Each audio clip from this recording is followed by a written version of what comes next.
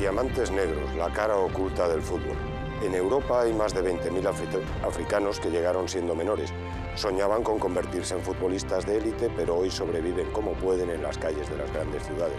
La FIFA prohíbe las transferencias de menores entre clubes de distintos continentes si los padres no les acompañan. Prohíbe también que se contraten a menores de 18 años extracomunitarios. Pero echa la ley, echa la trampa, agentes y ojeadores sin escrúpulos traen a estos niños a Europa con becas y contratos falsos y cambiando la edad en el pasaporte. Si no cumplen las expectativas, les ponen en la calle, sin familia, dinero ni trabajo. Es la historia del maliense Alassane Diakité. A los 15 años apareció en su pueblo un europeo bien vestido que le prometió convertirle en una estrella del fútbol mundial. Sus padres invirtieron todos sus ahorros, algo más de 3.000 euros, en enviarle al paraíso. Cuando llegó a Francia descubrió que todo era mentira y se escapó. Tuvo suerte, hoy juega en el Club Deportivo Canillas y es uno de los capitanes del equipo.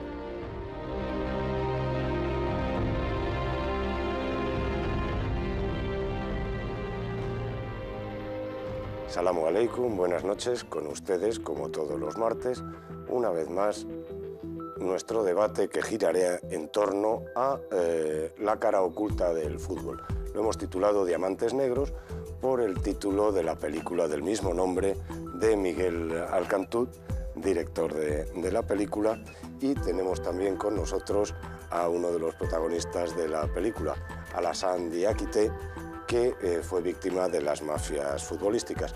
Y también tenemos a Rosa Vera, psicóloga clínica, que nos contará un poco los problemas que produce en los menores esta desatención. Pues buenas noches. Buenas noches. Me gustaría primero saber, pues, ¿por qué se te ocurrió rodar esta película? Se me ocurrió porque me enteré. Yo trabajaba, sigo trabajando con una ONG llamada Voces para la Conciencia y el Desarrollo, en contra de la pobreza infantil a través de la cultura, y en los trabajos que estábamos haciendo en Mali me enteré que ocurría este problema y me sorprendió muchísimo que haya tantos niños, 20.000, como has dicho antes, implicados y que no se sepa absolutamente nada. Eso es lo que me empujó a investigar. Estuve más o menos un año investigando hasta que tuve el material suficiente como para poder afrontar el escribir esta película. Pues si os parece vamos a ver unas imágenes precisamente de tu película Diamantes negros.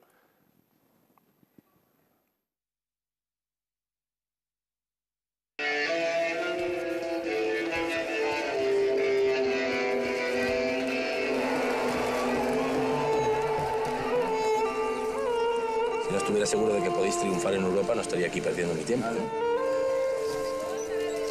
No olvidéis una cosa que es muy importante. No vais a jugar al fútbol, vais a estudiar. Vais a probar para algún equipo, pero no lo podéis decir porque tenéis 16 años. Como usted comprenderá, toda esta operación conlleva un montón de gastos, entre licencias, visados, permisos. Evidentemente nosotros no podemos afrontar ese gasto solos.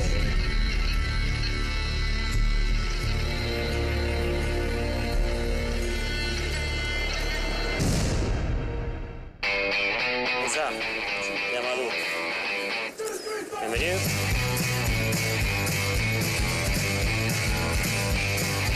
Es importante que te esfuerces, que juegues en equipo. Escucha al entrenador. A partir de ahora eres Sani Achebe. Señores, 3 minutos y todo. Chutamos bien, con ganas. Vamos, señores. Ramón Ferrer, agente de futbolistas. ¿A ti te gustaría hacer una prueba con un equipo bueno, un equipo grande? Pablo Moreno nunca te va a conseguir nada bueno, no tiene contactos. ¿Y Amadou? ¿Dónde está Amadou? Le ha dado un contrato. ¿Quién? Ay. Ramón con coche verde.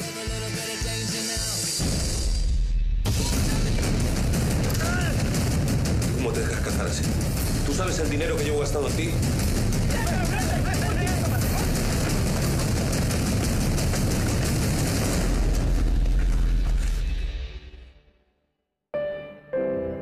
Te voy a enviar un equipo, sin hacer prueba ni nada. ¿En serio? Claro. Alassane, eres uno de los protagonistas de la película y uno de los protagonistas de la historia que hoy tratamos. ¿Qué fue para ti lo más duro? ¿Cómo te sentiste cuando descubriste que todo esto era mentira? Pues primero, lo más duro fue cuando ya pensaba desde ahí y junto a mi familia que el paraíso era aquí y que iba a cumplir ese sueño fácil y que el poco talento que tenía era suficiente para cumplir ese objetivo. Y llegando aquí veo que ni siquiera me aparecían oportunidades. Y eso fue lo más, o sea, lo duro. Y luego pues verme y que desgraciadamente tenía un sueño grande y al final pues tuve que luchar para poder jugar al fútbol y la verdad que ha sido duro para mí y para mi familia.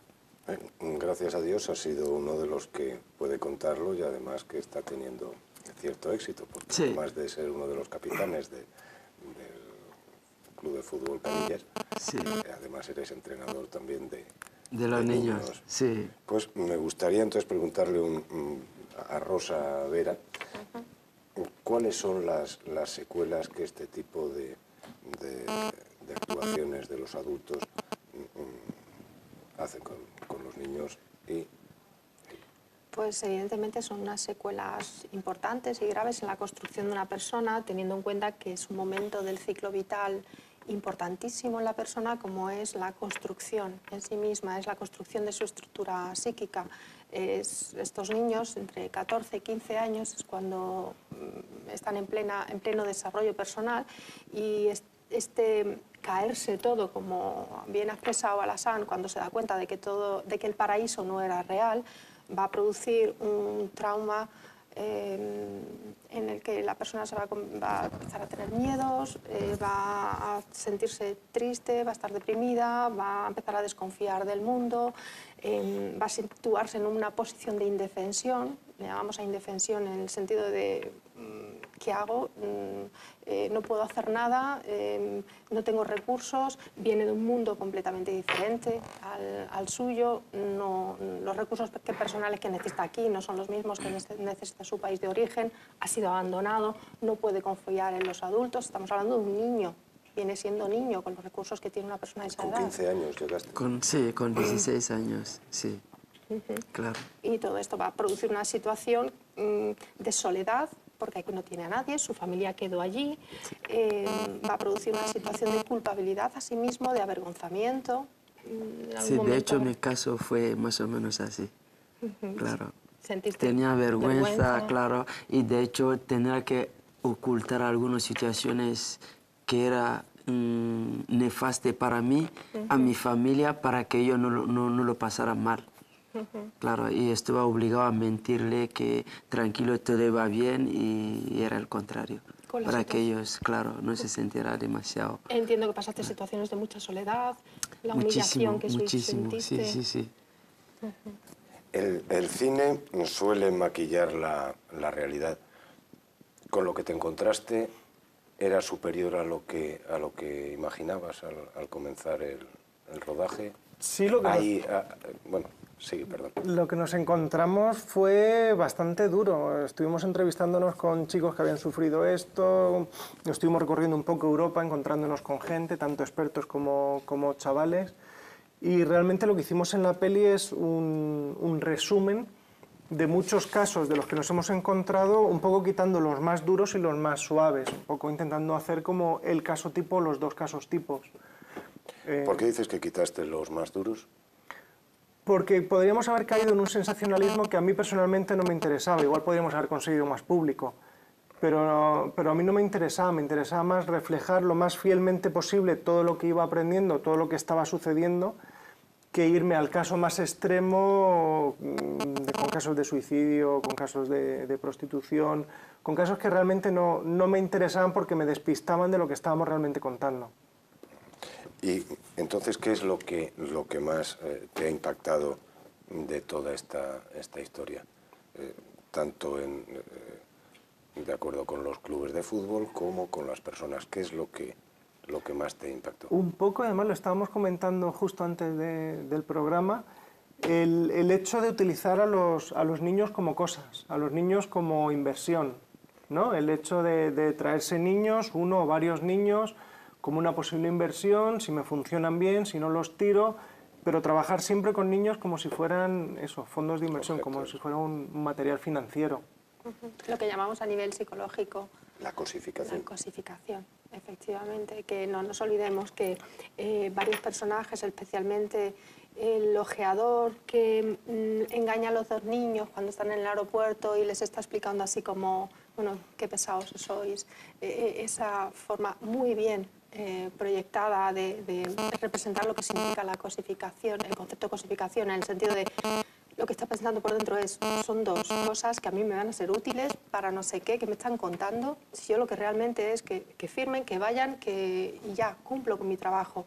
Esa estructura psíquica de es una cosa y no es una persona, es un mecanismo que además está presente, no digo que estos señores sean psicópatas, pero está muy presente, es un rasgo psicopático.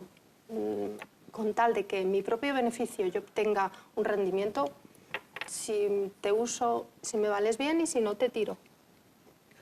¿Sentiste algo parecido a lo que cuenta Rosa o fue Sí, peor, fue mejor? no, exactamente. O sea, y de hecho la película, pues, como más o menos cuenta la historia que yo he vivido en los 95%, simplemente el tema de drogas sí que no me metí porque tuve suerte y luego esas dificultades que encontré en el camino nunca hizo que dejara el camino del fútbol porque amo mucho el deporte, el fútbol. Y entonces, lo que está diciendo es sinceramente lo encontré. Lo encontré, la soledad y viendo que el paraíso estoy, pero no veo lo que me decían en su día. ¿Viste a algunos chicos? Tú has conseguido sobrevivir. Sí. ¿Viste algún otro chico que llegó contigo que no haya...? Sí, encontré muchos chicos y algunos, pues, por circunstancia, pues, han vuelto al país de origen y algunos, pues, han vuelto a Francia y conocí a algunos a Francia también, pues, creo que siguen ahí y no sé dónde estarán. Y aquí en España, pues, algunos aquí y algunos, pues, van a algunos países de Europa donde tienen gente y para buscarse la vida. ¿Y has vuelto a hablar con algún chico que, como tú, haya conseguido recuperarse? Sí, estoy en contacto con algunos. Y bueno, uno sí que, si no me equivoco, pues cumplió ese sueño. Pero desgraciadamente ha vuelto a encontrarse en su camino con otro representante que su toma de decisiones lo ha vuelto a perjudicar y al final parece un proceso y es inevitable porque si te ven africano y no tienes nadie a tu alrededor, no tienes un abogado, no tienes familiares aquí, eres un producto para ellos. Y entonces hacen cualquier cosa contigo y al final, si hay perjudicación, el jugador sale perjudicado. El jugador y la persona salen perjudicados. ¿Qué es lo que has intentado reflejar? Antes has dicho que no querías caer en la sensiblería. ¿Qué es lo que has intentado reflejar en esta película de Diamantes Negros? Lo que hemos intentado es poner luz en un problema que se está dando muchísimo. De hecho, bueno, solo hay que ver cuál es la composición de los equipos base de los grandes clubes de toda Europa y choca bastante con esa prohibición que has dicho antes de comprar jugadores de otro continente. Bueno, hay un proceso de lavado donde los jugadores te llegan entre comillas limpio, como cuando lavas dinero, les hacen papeles falsos, les ofrecen becas de mentira, los traen con fundaciones o falsas ONGs, quedándose sus derechos deportivos para ganar dinero con ellos. Entonces, bueno, hemos intentado mostrar todo ese mundo. Sí, de todas maneras, todo esto es denunciable de oficio. Cuando os visteis en esta historia, ¿habéis interpuesto alguna denuncia? ¿Os habéis asesorado con algún abogado para que no vuelva a producirse una situación como la de Alassane? Sí, nosotros hemos estado trabajando con una ONG francesa que se llama Foot Solidaire, que trabaja. Ellos son los que nos han puesto en contacto sobre todo con chavales que les habían pasado eso, y a través de ellos sí han denunciado y ellos sí están haciendo un trabajo bastante interesante en cuanto a educación, casa e incluso intentar que los chavales, ya que lo han perdido todo por el camino, puedan cumplir su sueño. Entonces forman equipos donde pueda venir gente y verlos, donde puedan seguir viva su sueño de jugar al fútbol, que al fin y al cabo son niños queriendo jugar al fútbol. Esto es una película hecha por gente que nos gusta el fútbol, no es una película en contra del fútbol. También se ha hecho eco de esta situación una organización que se llama Change.org. ¿Os pusisteis en contacto con ellos o ellos con vosotros? Señor Alejandro. No, sí, el Change.org pues fue la idea del productor, y en base no solo a la imagen, sino sacar una información también, un pequeño mensaje. Yo estoy en contra del fútbol de menores y el tráfico de fútbol de menores, el tráfico de menores en el fútbol, disculpa, y bueno, con ese mensaje, y la persona también que está en contra de eso, que firmara esa petición. Y la verdad que estamos recaudando mucho firma, y desde aquí pues pedimos que los amantes del fútbol que sigan firmando para que la FIFA y la Federación vea que es algo contra los protagonistas del fútbol, porque el que habla de fútbol habla de los futbolistas. Y si vemos que los niños futbolistas, los futuros Cristiano, o Messi o Xavi o Iker Casillas, están recibiendo daño a algunas personas que están aprovechando del fútbol, y yo creo que la FIFA junto a la Federación nos tiene que ayudar a echar a esas personas en nuestro camino. Entonces, lo que se está pidiendo con lo de Change.org realmente es tan sencillo como que la FIFA haga cumplir sus normas. No se está pidiendo que se amplíe, no se está pidiendo que se endurezca.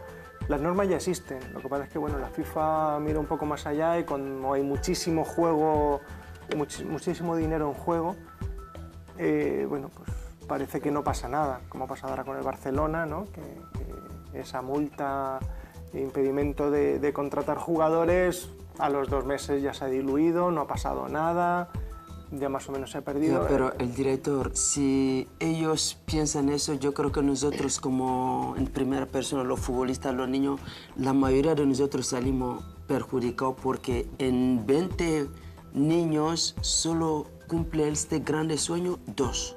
Y los 18, y en estos 18 a lo mejor habrá 6, 7 que lo pasará frecuentemente mal.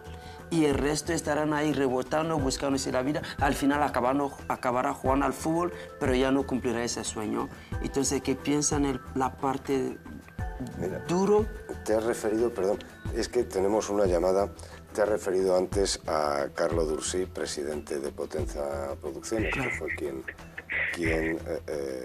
creyó el primero en este proyecto. Pues buenas noches, Carlos. Hola, buenas noches. Gracias por lo de presidente. Suena un poco altisonante. La verdad que simplemente he coordinado un poco esta idea que es de Miguel Alcantú al 100%, pero gracias por el título. Bueno, queríamos un poco saber cómo aceptaste participar en este proyecto tan bonito y tan ilusionante como la película de Diamantes Negros, bueno, y tan duro. Bueno, Miguel y yo Miguel me había involucrado en un proyecto muy bonito que es el del microteatro, y estábamos estudiando maneras de colaborar. Un día vino con una cifra que era bastante clara, y es la de 20.000 menores que han sido abandonados en las calles de Europa tras la falsa promesa de jugar al fútbol. Yo creo que para cualquier ser humano no hay mucha duda sobre la oportunidad de producir un audiovisual que tenga que ver con este grave asunto y que hable y que levante una conversación sobre ello. De ahí se decidió que fuera una ficción, porque la ficción tiene una posibilidad de distribución mucho más grande que la del documental, y a raíz de esto pues empezó una campaña larga, a veces no muy grata, pero finalmente extremadamente satisfactoria, que ha terminado en Diamantes Negros y en el premio del público del Festival de Málaga. Los premios son una cosa y la realidad es otra. ¿Ha sido fácil o difícil vender esta película con las Ha sido extremadamente difícil porque nosotros hemos cogido un momento bisagra en el gobierno de España. Hemos pasado de un gobierno a otro y justo tuvimos la suerte de recibir una financiación por parte del Ministerio de Cultura en la última parte de la legislatura antigua. A partir de ahí todo cambió, fue muy complicado, no tenemos televisión pública, contamos afortunadamente con el apoyo póstumo de Canal Plus tras el Festival de Málaga, pero sí que pudimos contar con instituciones tan importantes como Eurimages, Ibermedia, el Ministerio de Cultura antes que todos. Por lo tanto, el recorrido ha sido nada fácil y sobre todo quien ha tenido que padecer y saber asumir lo que eran las restricciones de presupuesto ha sido el equipo técnico, bueno, liderado por Miguel, pero todo el equipo técnico que a lo largo de toda la película con muy buena voluntad y sobre todo conscientes del mensaje que se estaba contando, han aportado no solamente su trabajo, sino su alma para poder hacer que ese proyecto se llevara a cabo. Realmente, si esto está aquí, es gracias a ellos. Pues muchas gracias, Carlo Dursin. Gracias a vosotros. Y, bueno, poco antes de hablar con Carlo, querías intervenir. Sí, quería intervenir al hilo de lo que comentaba Alassane, en el sentido de que de 20 niños, 2 son los que llegan. Entonces, es muy importante poner de relieve que en las fundaciones y en todas las asociaciones que están tomando conciencia de este problema tan duro y tan dramático, dotarles a esos niños de recursos para entender que su sueño no se cumplió, que no por ello son un fracaso, que no por ello dejan de ser personas o son menos personas que aquellos 2 que llegaron, que no por ello tienen que asumir una culpabilidad y una vergüenza ante sus familias de manera indefinida, sino que explicarles y dotarles de recursos para poder entender qué pasó, cómo pasó, dónde están ahora y hacia dónde pueden ir para seguir siendo personas. No sé si la persona que han tenido oportunidad de ver la película, hay una parte donde el otro cumple, llega a tener un equipo profesional donde va a ir a hacer la prueba, el otro no, y el otro, el fracasado, dice, si yo vuelvo a mi país, mi padre me mata. Y esa palabra es una realidad, porque yo también en mi momento difícil pensé en eso. No pensé que sí que mi padre me iba a matar, desgraciadamente mi padre no está vivo, pero sí que era un fracaso para la familia. Claro, porque ve que no a cumplir ese sueño, a lo mejor otros sí, pero tú no, dirán que eres el vago, a venir en Europa haciendo cosas que no debería hacer. ¿Tú les llamabas a tus padres y les ponías en su conocimiento lo que te estaba sucediendo? Sí, yo lo decía siempre porque yo dependía de lo que me decían. Ellos me decían, pues mañana te vas a París Saint-Germain o pasado mañana irás a no sé qué. Entonces yo esas palabras que eran medio bueno, yo lo transmitía a mi familia. Pero cuando llega el día y veo que no es eso, recibo llamadas de mi familia y a veces ni soy capaz de contestarle. O lo que le decía es, tranquilo, me han dicho la semana que viene otra vez. ¿Y tu familia pensaba que les estabas mintiendo? ¿O?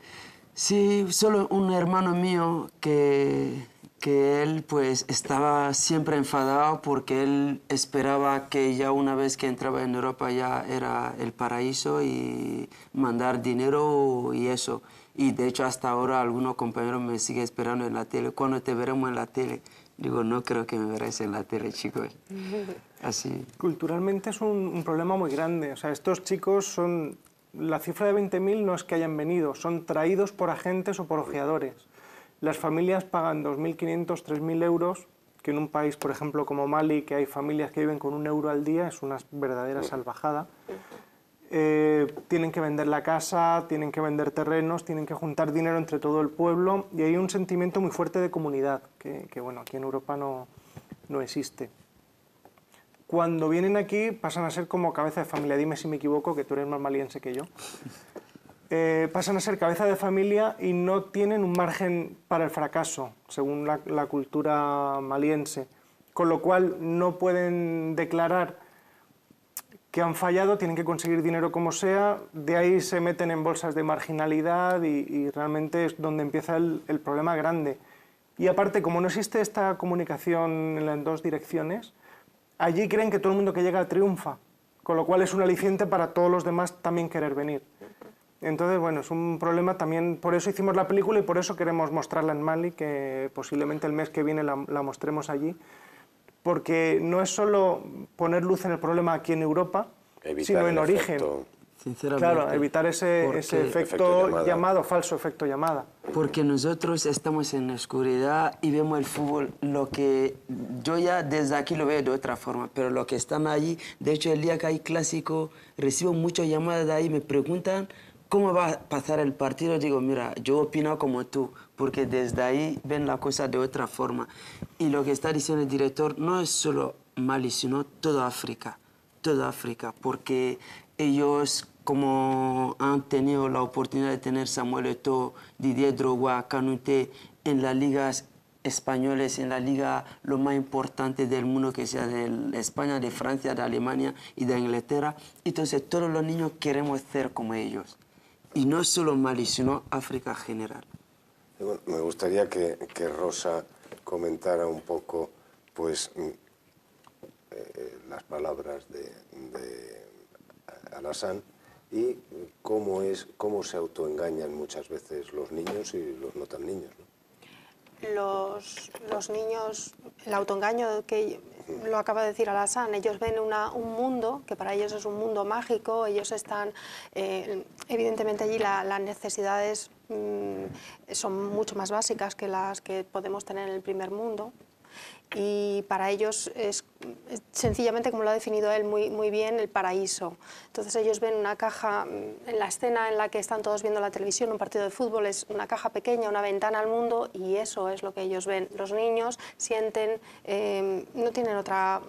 Su juego es jugar al balón, les gusta el fútbol, es un mundo mágico para ellos, y el poder llegar aquí es el que una persona, además, con bonitas palabras, con palabras envolventes, con palabras sugerentes... un poco la figura del flautista de Hamelin, ¿no? Exactamente, exactamente. Les está poniendo a sus pies un mundo. Es imposible decir que no. Es imposible decir que no, se sienten como, somos elegidos, soy un elegido, ¿cómo voy a decir que no? Además, siendo un elegido, soy un héroe, claro. Mi familia. Y luego, al hilo de lo que ha comentado Alassane, lo que ha comentado Miguel, cómo un niño recibe esa responsabilidad, un niño de 14 años, que por mucho que sea grande y alto y fuerte, sigue siendo un niño, recibe la responsabilidad de convertirse en cabeza de familia, de su familia e incluso de sus parientes e incluso de la comunidad, de la comarca, de todo el pueblo, en el sentido de que todo el mundo mira hacia él. Él nos va a salvar. Y cuando el niño está aquí, se da cuenta de la realidad, con los pocos recursos que tiene que gestionar aquello, y de ahí que el niño se sienta con una situación de ansiedad profunda.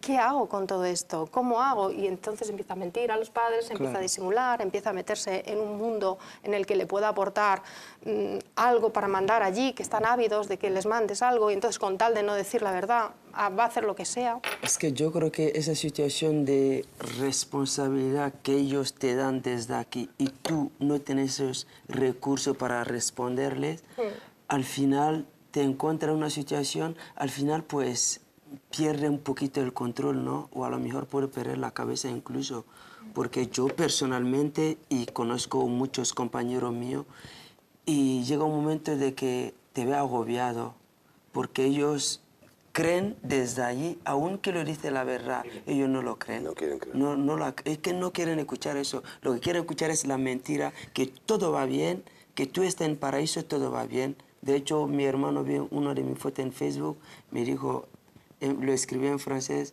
que tú sí que estás en paraíso. Y no sé cómo gestionar, no sé. O sea, una cosa también que me ha llamado la atención es que no se haya aprobado todavía por la UEFA y por la Federación Española de Fútbol un código de conducta contra el tráfico de menores en el fútbol. ¿Por qué creen que no se ha hecho realidad este acuerdo, este código de conducta? Realmente es que no sería necesario. O sea, las normas, el artículo 19 de la FIFA en traspaso de jugadores lo dice clarísimamente. No se puede contratar menores de 18 años a no ser que, 3 casos, que la familia venga por motivos no relacionados con el fútbol, porque eso es lo que hacen muchas veces, se traen a la familia y ponen al padre a trabajar de jardinero o al niño a trabajar de camarero, como hacía mucho en Inglaterra. Lo ponían de camarero del club, pero realmente estaba jugando en el equipo. Que viva a menos de X kilómetros de la frontera. Es decir, son normas muy, muy claras. Si se cumpliera esa norma, no haría falta un código de conducta. El problema es que no se hace cumplir esa norma. Echa la ley, echa la trampa. Y cuando no se cumple, tampoco los castigos son duros. Es decir, si hubiera un castigo real, como el que le iban a hacer al Barcelona, o la gente, o sea, los clubs dejarían de hacer eso y, bueno, realmente existen soluciones. O sea, se puede hacer, es lícito contratar jugadores, está muy bien formar jugadores para el futuro, pero hay modos para hacerlo sin tener que deslocalizarlos, sin tener que sacarlos de la familia, haciendo escuelas en origen, juntando lo pedagógico con lo deportivo, de manera que formas a la persona y formas al jugador. Porque incluso aunque triunfaran, no tienen las herramientas para gestionar ese triunfo. Porque no tienen la familia, no tienen una tierra, o sea, una toma de tierra, y todo su círculo es un círculo de interés que lo único que quieren de ellos es sacarle dinero. En una entrevista dijiste que quisisteis contar con el Real Madrid y con el Barcelona para la película. ¿Se negaron? ¿Por qué? No, no es que se negaran, es que no quisieron ni recibirnos. Sí, se negaron. ¿Y a qué lo achacas? Eso solo lo pueden decir ellos. Obviamente, si yo estoy hablando de tráfico de menores en el fútbol, llamo al Real Madrid, digo, oye, que estoy haciendo una película sobre esto, y no quieren ni siquiera abrirme la puerta, igual tienen que mirar dentro de su puerta. El Barcelona fue un caso similar, ellos nos recibió la Asociación de Exjugadores, les pareció un proyecto muy bonito, se lo trasladaron al club y ahí murió. De hecho, el Barcelona, cuando estábamos sacando la película, quisimos sumar apoyos, porque realmente nosotros queremos sumar, no queremos denunciar a nadie, sino al contrario, que ellos se sumen a nuestra propuesta y se declaren como el Valencia libre de tráfico de menores. Y el Barcelona declaró que no estaba ni a favor ni en contra, que no quería tomar una postura respecto al tráfico de menores. Entonces, bueno, son sus palabras, no las mías. Yo creo que yo quería aportar algo, lo que dice el director sobre el asunto de los grandes, porque yo creo que ellos tienen que entender de una parte como hay gente también que no fueran los ojeadores de estos grandes clubes, pero hay gente también que se pone en lugar de esos ojeadores con el nombre de los grandes clubes de Europa. Entonces, para engañar a nosotros y a nuestros familiares con el nombre de Madrid, de Barcelona, de Manchester, de Liverpool, etcétera, etcétera. Entonces, yo creo que ellos lo tienen que entender de esta forma para ayudarnos y para evitar eso, porque hay gente que lo hacen pues con el nombre de ellos. Ellos tienen que limpiar su nombre también, porque a mí personalmente me sorprende que ellos lo hagan, porque yo creo que ellos tienen todas las posibilidades para poner un niño que le gustan y sus familiares en condición para hacer eso. Y si no lo hagan, pues ahí sí que es una pregunta que hay que hacerlo. Has hablado de los familiares. Me gustaría preguntarte también, Rosa, cómo influye, hemos hablado hasta ahora del problema de los menores, pero estas mentiras plantean también problemas a las familias, aparte de económicos, que ya hemos hablado, que tienen que hacer un fuerte desembolso. Claro, plantea un problema de impacto emocional también en el sentido de que ellos dejaron partir a un niño, que sí que pusieron sus esperanzas en él, que era el héroe de la familia, pero cuando estas familias se enteran, entiendo que cuando la familia de Alassane supo por todo lo que las vicisitudes que le estaba pasando, el sufrimiento que estaba pasando, tienes a una familia que ha invertido todo lo invertible, que está allí, que no puede desplazarse a España, que no puede venir a por su hijo, que tiene que tratar el asunto, de llevar el asunto de tener a su hijo, porque él es un niño para su familia, solo, sin saber muy bien si podrá remontar, si no podrá remontar, si podrá volver o no, y para ellos es una situación, de nuevo, de inseguridad, de miedo, de tensión, de ansiedad. De hecho, en mi caso, mi madre me había dicho que volviera al país, y mis hermanos decían el contrario. Y al final lo tuvieron que convencer. ¿Tuviste que convencer a tu madre? A mi madre para que entendiera que sí, que voy a luchar, que seguro todo irá bien un día. Sí, pero tu madre sigue viendo a su hijo de 14, 15 años, que está solo, que está desamparado y que le han dejado, porque la madre cuando vio partir a Alassane, aunque le vio partir de alguna manera como un triunfador y le vio partir protegido al amparo de alguien que le llevaba de la mano, en cuanto su hijo se queda solo en un país que no es la misma cultura. Estamos hablando también de una diferencia de cultura brutal, en un país en el que Alassane no sabe gestionarse, no sabe a quién acudir, no tiene a nadie. Las noches son largas, los días son largos y una madre tiene que vivir con esa inquietud. Absolutamente normal. Vamos a pasar un momentito a publicidad y dentro de 5 minutos estamos otra vez con ustedes con Diamantes Negros.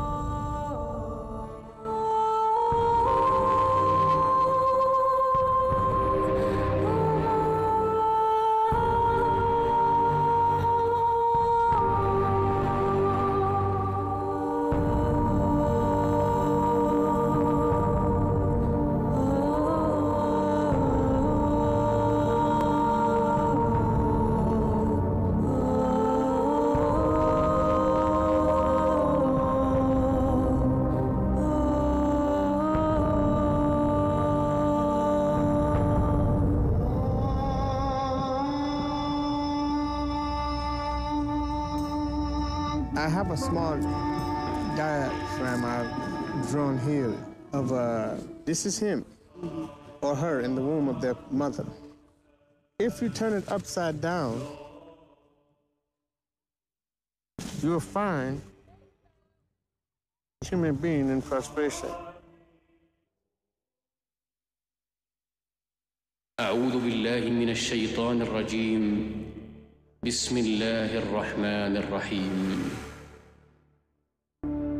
¿Qué religión o credo tienes tú?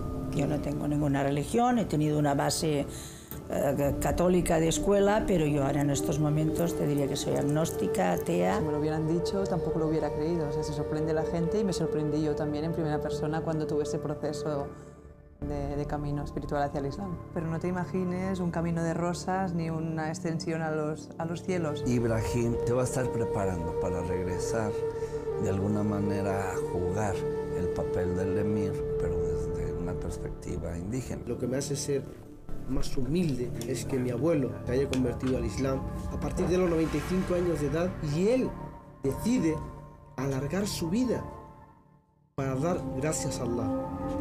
Y ahora tiene 110 años. ¡Hala! Ya fue el Guanamí, ya fue el Pinagel.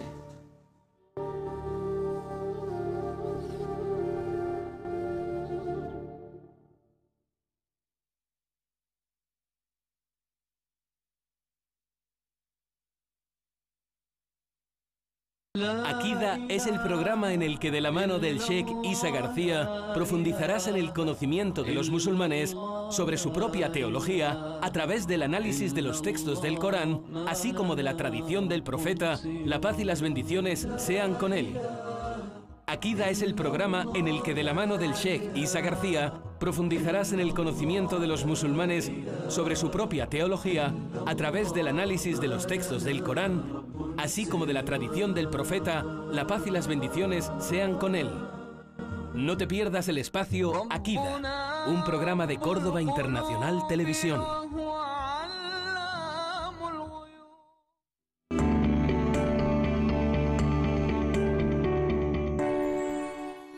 De nuevo con ustedes en Hoy Comentamos. Fuera de plató hemos estado hablando con Alassane y me ha hecho gracia cuando le he preguntado qué le decía a su madre cuando hablaba con ella por teléfono, y me gustaría que nos dijeras. Sí, pues la madre, la primera cosa que le preocupa es la cultura, la religión, y siempre que ha hablado conmigo por teléfono, pues la primera pregunta que me hacía es: ¿sigue rezando? ¿Sigue siendo tú mismo? Y luego a partir de ahí me pregunta si estoy bien, cómo va evolucionando la cosa, etcétera, etcétera. Bueno, como si sigue rezando como buen musulmán, tendrás un Bueno, problema intento. en Europa. No creo que sea muy bueno, pero intento, es difícil. ¿Cómo se compagina el Ramadán con la alta competición? Pues la verdad que es difícil en algún aspecto, pero sí que intentando y siempre haciendo cumplidor, lo puedo cumplir. Porque yo, mi caso y el caso de algunos que conozco que intentan hacer cumplidor, es siempre que te considere Ramadán en competición, si el partido es por la tarde, noche, lo hace. Pero si el partido es por la mañana, prácticamente imposible. Y si el pretemporada coincide con el Ramadán, pues el día que hay una sesión por la tarde, yo lo hago. Y algunos lo hacen lo mismo. Pero si es doble sesión, pues imposible hacerlo. Y luego intenta recuperarlo. Claro.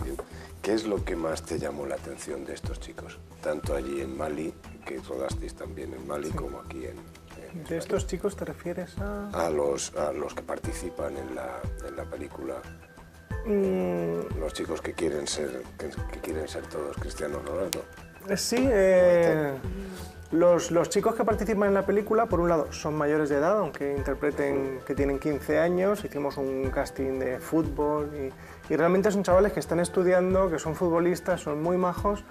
Y era muy divertido porque nos pasamos la vida mirándonos unos a los otros como marcianos. O sea, ellos se sorprendían de muchas cosas que hacíamos nosotros de muchas cosas que hacen ellos, y la película está reescrita muchas veces en base a eso. Yo revisaba el guión con ellos para que la parte maliense fuera lo más maliense posible, y luego una vez que llegaron a Europa era un poco lo contrario. O sea, ellos un día me dijeron que lo que más le asustaba en Europa era un ascensor, porque no entendían primero el concepto de cómo te entiende a ti el ascensor y luego el hecho de verse encerrados en un sitio sin una posibilidad clara de salida. Entonces hay muchas cosas como la escalera mecánica o muchas anécdotas que hemos metido dentro de la película, pero sobre todo fue un descubrimiento mutuo todo el proceso que duró la producción.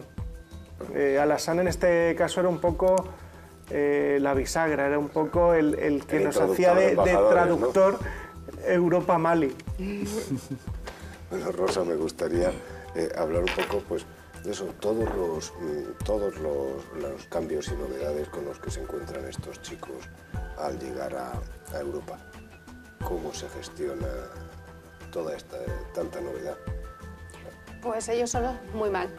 Me refiero, por ejemplo, pues nosotros vamos aprendiendo poco a poco, pues cómo funciona una lavadora, un fregaplatos. Entonces, ¿qué sucede cuando todo esto lo tienes que aprender de golpe y sin que nadie te enseñe? Pues sientes un embotamiento del pensamiento, una incapacidad para gestionarte. Se ve muy bien reflejado, lo reflejó muy bien Miguel, la escena cuando los chicos intentan hacerse la cena, que empiezan a probar que si la vitrocerámica quema, si no funciona, luego se hacen una especie de comida que no les gusta porque no están acostumbrados a los sabores europeos, y entonces ellos lo gestionan desde la soledad, desde la incapacidad, desde la situación de la sensación de no poder con ello, del desamparo, cuando además les traen los bocadillos y uno es de chorizo, de salchichón, no sé qué, o de jamón y no se lo pueden ni comer, ellos lo viven desde la más profunda sensación de desamparo. Y de hecho, yo en mi caso también lo digo la película en un trozo donde los niños cocinan, porque entonces nosotros con nuestra cultura y no, los hombres no tenemos tendencia de cocinar, pero sí que lo hacen algunos, pero los niños sobre todo no cocinamos nada. Y en cuanto llega aquí te toca. Y yo cuando me recibió mi primo aquí y me dio un huevo que lo cocinara y le dije, pero no puedo y tal. Y me dijo, no, lo tienes que aprender porque ya bienvenido en Europa, Europa es así, tienes que cocinar. Y bueno, la quemé y a partir de ahí ya pues se rieron de mí. Digo, vale, pronto os doy 4 meses, os voy a enseñar a cocinar.